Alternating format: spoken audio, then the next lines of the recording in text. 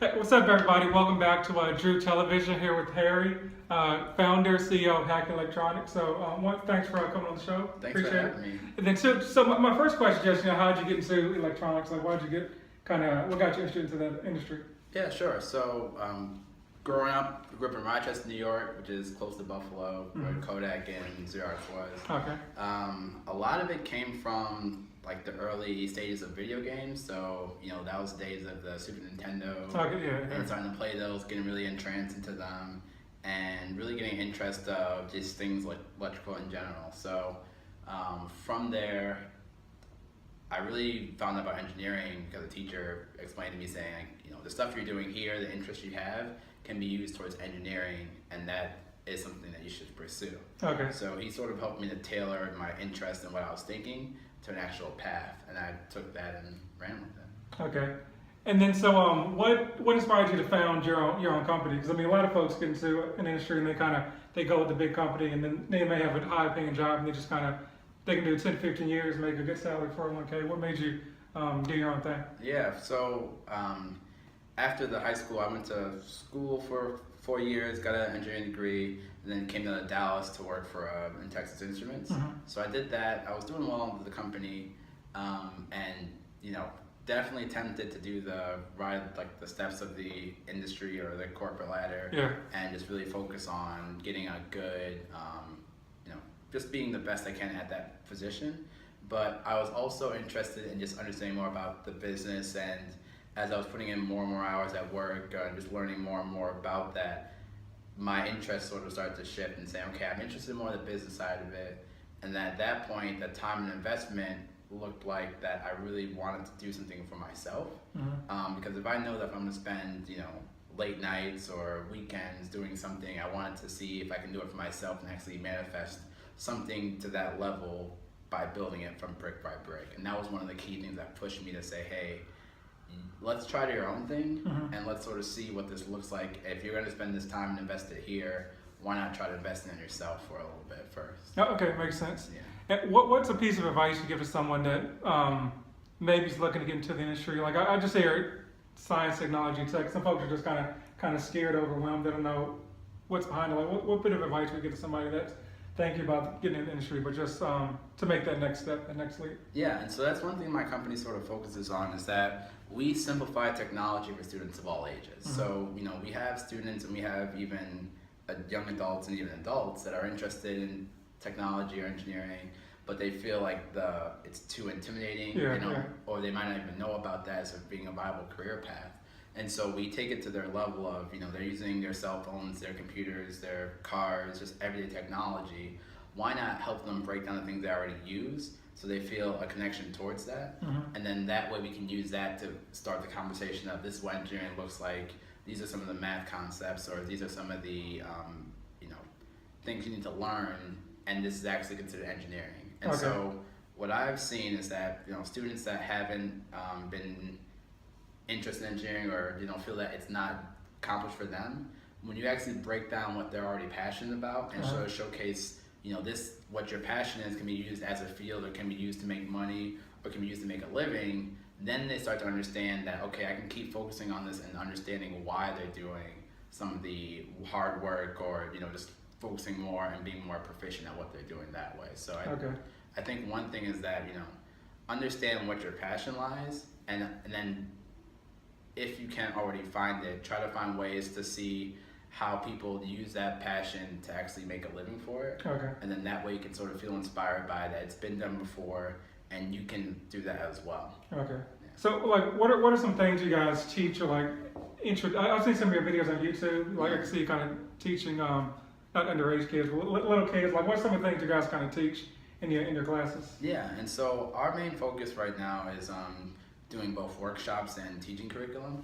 And so we're focused on the idea of understanding the why behind it, because we think that gets a genuine connection to what they're learning and how they're learning it.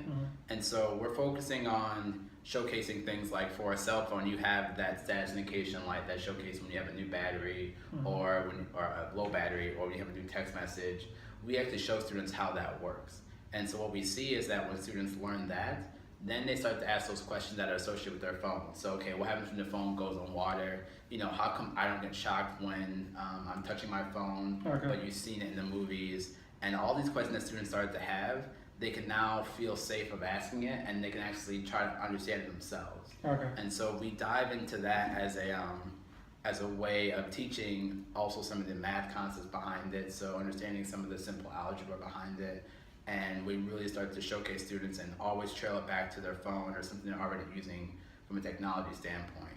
And one of the other things we do is, and we see from it, is that as they take their modules that they build throughout the workshops or through the classroom, and we allow them to take it home with them, they're showcasing it to their friends, their families, and they're realizing that, for in our case, engineering is not always guarded or gated by a teacher, such that they can actually take it home with them, have that ownership of it, and they're showing it to their friends, their family, and really building upon that. So we really focus on the idea of how do we give these students the most ownership and also make it relatable such that they're interested in working on it and interested in putting in those hours and uncovering it more. And now they're uncovering as well a path or field of engineering that they didn't realize they can accomplish. Oh, okay, cool.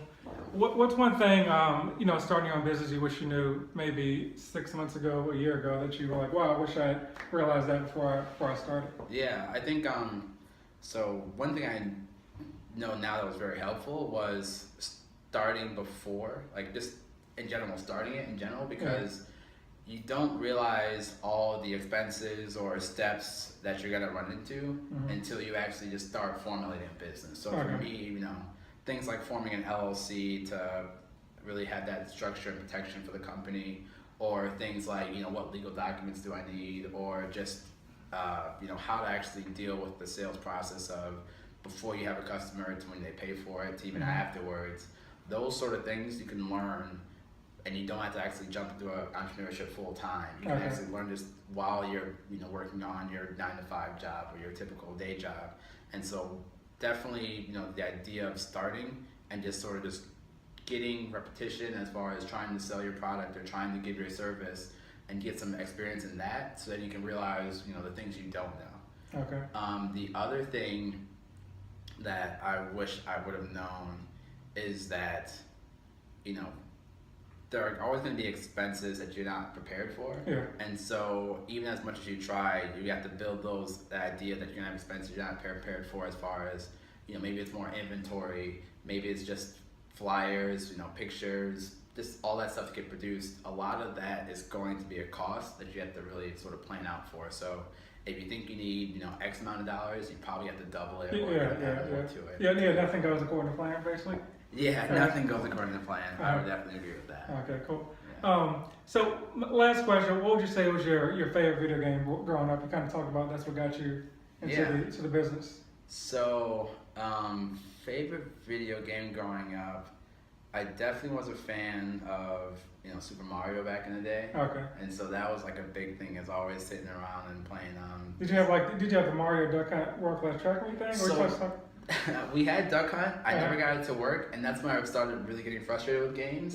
Is that saying, I can never shoot that duck out the air, and so I thought it was like, that was one of the things. Okay, I'm gonna figure out why this works, or how do I actually aim it the right way. That's one thing I can figure out how that gun worked. Yeah. Like that's one thing that's always. I guess I could look it up on the internet. But I never figured out how you could point that gun. That was built in 1985. Somehow that works on any TV. So. Yeah, but what that taught me, and the same thing I teach the students, is that things aren't going to be perfect the first time. So if you have to work through it and debug it and not always have the answer, I think that's really what taught me, that persistence of actually figuring out how to make something and how to build upon it after you're already struggling through it once to get the right answer. So, yeah. Cool. Appreciate it. So where can we go to learn a little bit more about your company, check out some videos or whatever you got online? So if you're a student, a parent, or even a teacher, definitely reach us out at www.hakelectronics, so HAK electronics.com.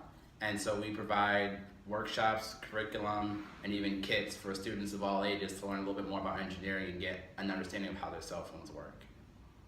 I appreciate your time. Thanks for having you. We're in the same room, if you can tell. Yeah, that was a little magical illusion. All right, thanks.